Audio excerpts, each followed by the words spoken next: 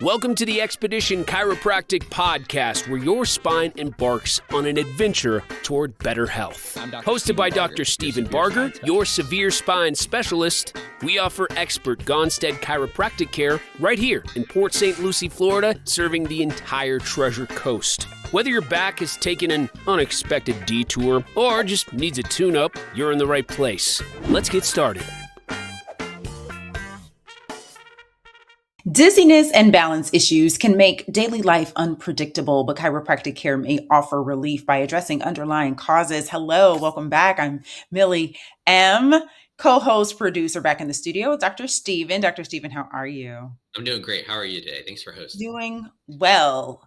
Excited to talk about this particular subject because I know someone personally who suffers from this. Vertigo and balance issues can be life-altering. Let's talk about how chiropractic care can provide relief. So how can it help with vertigo and balance issues? Yeah, so vertigo itself is just general dizziness. Now, there's lots of things that can cause vertigo. And general population, most people are just going to have mild cases of vertigo. Like the most common one you'll hear about is BPPV, that's benign paroxysmal positional vertigo. And these are usually mild bouts of vertigo that you'll get throughout the day. Common things that can cause it are just like looking up or rolling over in bed. So this is, I roll over in bed and I feel like I'm dizzy for 5 to 10 seconds. I stay still for a few when someone seconds. Stands up and you like, Yep. woo. Yeah, and standing up is a common one as well. As I stand up and I get dizzy for a few seconds, I just stand there for a few seconds and then it goes away. Most people will get a bout of this for 4 to 5 days and then it generally goes away, and they might have that every couple years or so. So what that benign paroxysmal positional vertigo is, it's miscommunication of how your body's interpreting information and what your brain is perceiving. So in our inner ear, we have these circular canals. And in these circular canals, they have these things, they're called like crystals. They're not like healing crystals. There's just like ways that we have these positional sensors move. So if I move my head to the left, my brain interprets that. But sometimes these crystals get stuck in these sensors and I move my head to the left. And if these sensors are saying, hey, you didn't move your head to the left, and maybe you moved your head to the right. So your brain and what your eyes are perceiving and what these sensors are sending to the brain are two different informations. And it causes that dizziness-like feeling. So those generally are pretty mild, but then you can also get extremely severe bouts of vertigo where they last for hours. I had a patient one time, she came in, she said she felt like she was sitting on teacups for 5 to 6 hours at a time. For her case, she was having like a cerebellum seizure. Like she was a very extreme case of a severe condition. But then you can find everything in between to mild bouts of vertigo that last a few seconds. Sometimes they'll last a couple minutes, or very severe where they'll last for hours at a time and they can't move or do anything. So we can help people on all different types of vertigo. And there's many things that can cause it. Again, it can be as something as severe as like a type of seizure, or these little crystals, or sometimes it's blood pressure. There's certain types of arthritis that can contribute to vertigo. But the most important thing is to make sure that the brain is receiving the proper information that the body is telling it. And one way we can do that is working on the atlas bone itself. So the atlas is the top bone in our neck. I will see that on the x-ray. How I see that on the x-ray is I have people open their mouth and it sits right behind your teeth. And I can get a good view of how is that atlas aligned. Sometimes if it's aligned forward or it's misaligned anteriorly, and if it's putting pressure on that vagus nerve, that can cause like vertigo-like symptoms or dizziness or nauseousness or something like that. So those are the most common things that we see. So I will take an x-ray of a patient, and then we'll see how that atlas is misaligned. Once we're able to correct that, we're usually able to get the vertigo to calm down by the time they're walking back to their car. But the thing with the vertigo is the severity and how long is it lasting.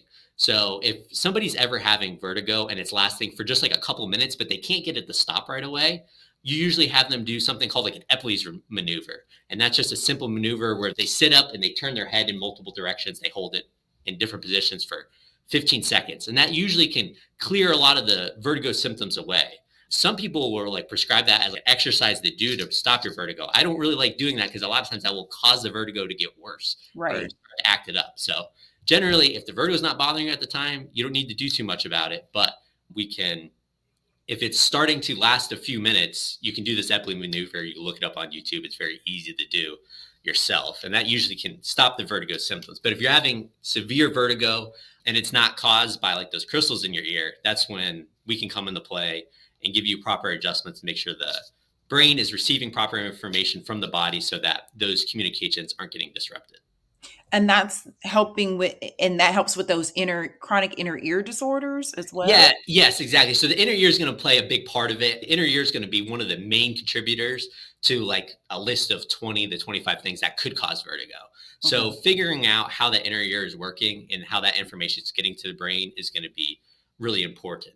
Sometimes I'll see people where they can't sit in a car for more than 5 to 10 minutes, and then they'll get dizzy because what that is, they're having information go into their brain and their brain's not perceiving that properly. So we're able to help this person. They're able to drive for longer periods of time now because their brain's able to input the information that's coming from the road into their eyes, into their brain properly. Before that was not getting inputted. It would come into their eyes and their brain would scramble this information. It would just like cause this dizziness. They could drive for 5 minutes and then they'd have to stop, get out, walk around, and then have to go like another 5 minutes. And really can disrupt large parts of your life as well. And then obviously like with the vertigo and dizziness, you can also have like balance issues. It can have you trouble walking and stuff like that as well. So how does the nervous system play a role in maintaining that balance?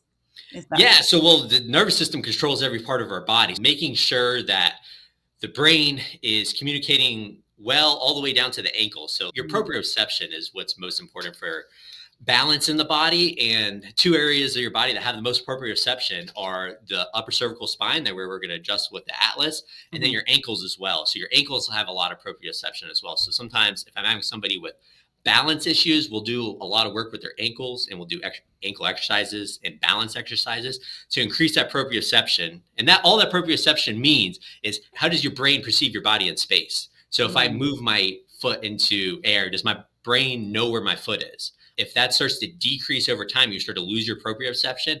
That's when older people will have a problem with falling. And then they'll get up in the middle of the night and they have to go use the bathroom and it's dark and their brain isn't perceiving where their feet is because it's dark. They can't really see and they don't understand how their feet are working properly. So increasing that proprioception and making sure those nerves are working properly and they're just firing at all times and just getting used to them. And that's where the exercises come into play, is what will help that balance out the most. And then also make sure that there's not like a vertigo symptom associated with it. Sounds like head to toe care. We think of chiropractic care as just the spine, but you're working on ankles as well. So yes. What lifestyle changes can complement chiropractic care for these vertigo and balance issues? Yes, obviously decreasing inflammation in your body is going to play a big role in just your whole body's health. Sometimes you can have a mold exposure or something like that, and that can cause headaches or nausea or vertigo-like symptoms as well, and lots of other things. And then obviously like diet will play a big role in it. If somebody's having like insensitivities or intolerance, something simple as gluten or other things like that is going to play a big role in your overall health. And then sometimes those symptoms become of themselves in a nausea, vertigo-like symptom. Got to take care of your total health. This is a very eye-opening discussion. Vertigo and balance issues can be frustrating, but chiropractic care offers real hope. Thanks again. We'll see you next time, Dr. Stephen. Thank you. Thank you for joining the Expedition Chiropractic podcast. Ready to set your spine on the right path? Visit expeditionchiropractic.com to request an appointment or call us at 772-245-7069. Here's to aligning your spine and your life. Until next time, keep moving forward.